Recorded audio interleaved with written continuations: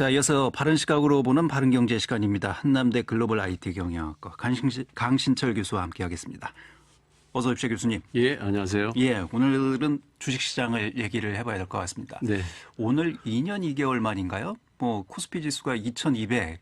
2,400이 넘어갔습니다. 2,400입니까? 예. 2,400을 돌파했다 해서 예. 또 뉴스가 아주 대대적으로 지금 나오고 있습니다. 글쎄요, 일반적으로 생각하기에는 지금 코로나 때문에 경제가 어렵다 하는데 코스피 지수는 끝을 모르고 지금 상승하는 것 같습니다. 네. 이걸 어떻게 봐야 될까요?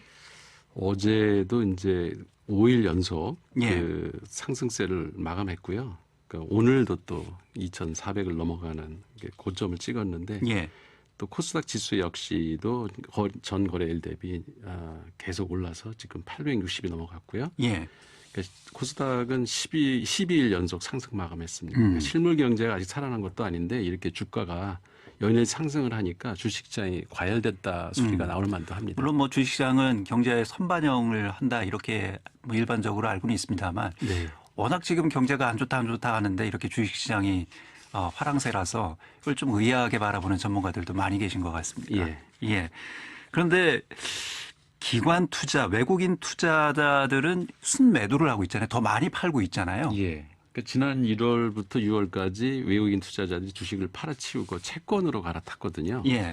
근데 이제 7월 한 달 동안은 5,820억 원어치 주식을 이제 순매수해서 6개월 만에 이제 순매수로 돌아섰습니다. 그런데 특이한 거는 미국과 캐나다, 중동 국가들은 7월에도 주식을 계속 팔고 있고요.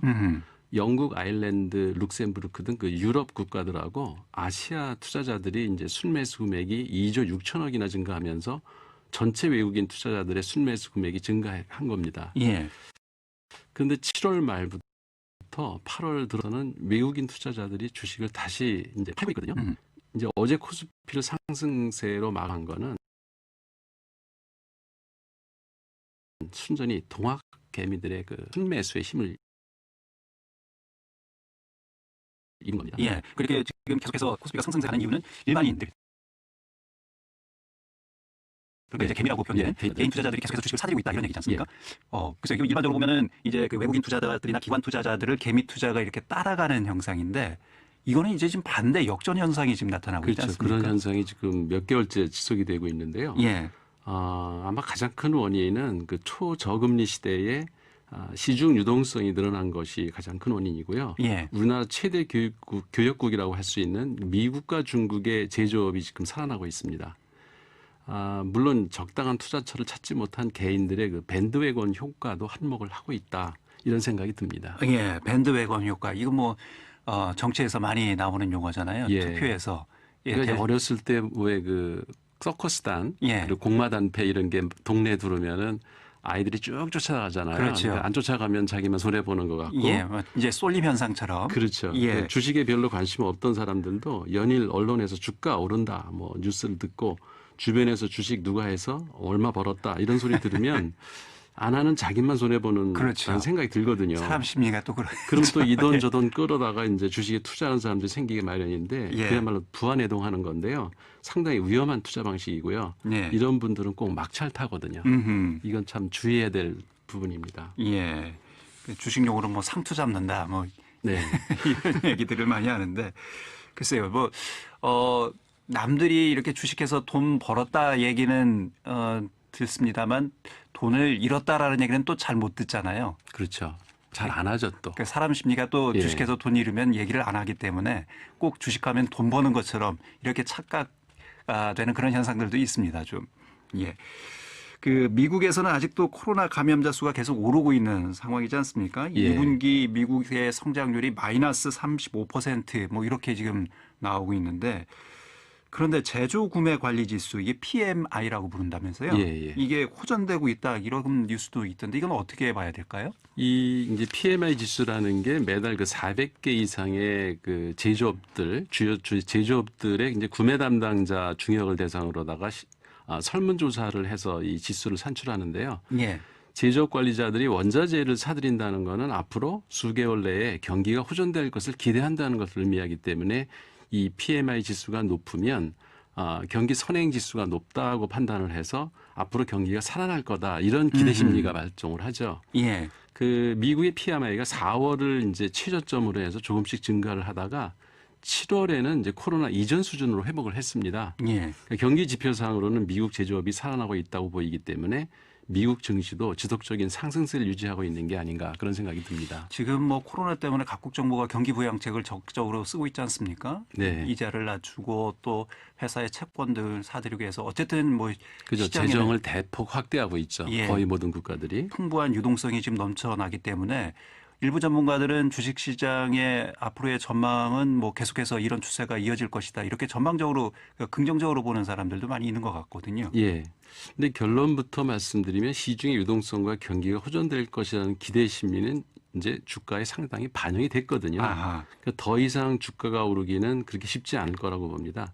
지금 미국을 비롯한 유럽 국가들이 코로나 사태를 극복하기 위해서 국가 재정을 푸는데도 이제 한계에 도달한 것 같고요. 음흠. 그로 인해서 이제 소비 증가도 둔화될 것이 예상되고 특히 고용 지표가 대부분 국가들이 안 좋습니다. 예. 우리나라도 고용 지표가 안 좋고요.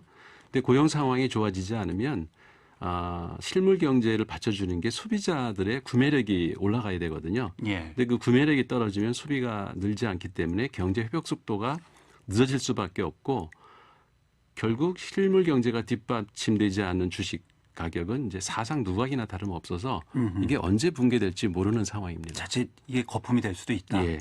예. 그러면 글쎄요. 지금 이 시점에서 일반인들이 주식을 사는 것이 옳은지 아니면 가지고 있는 주식을 빨리 팔아야 되는 것인지 이거 어떻게 판단을 해야 될까요? 이거 아무도 정답을 내기 힘들 겁니다. 그렇죠. 그리고 상당히 위험한 발언이 될 수가 있고요. 그럼요. 예. 주식시장이 또 반드시 경제 원리에 의해서만 움직이지 않기 때문에 전문 애널리스트들도 주가를 정확히 예측하지 못한다고 합니다. 예.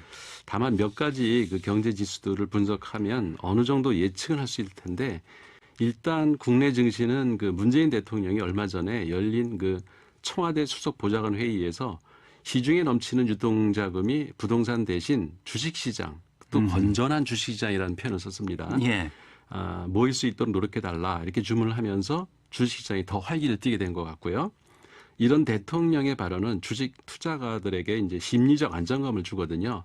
정부의 정책 기조가 주식시장 활성화에 관심을 갖고 있다 이렇게 이제 투자자들이 믿으면 주식시장에 들어갈까 말까 망설이던 사람들도 주식을 사게 되는 이런 그 유인 효과가 있어요. 예.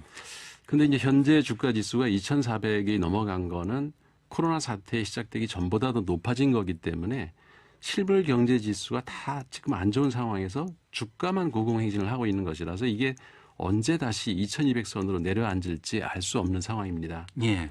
개인적으로는 주식을 사는 건 지금 위험하다는 생각이 듭니다. 음흠.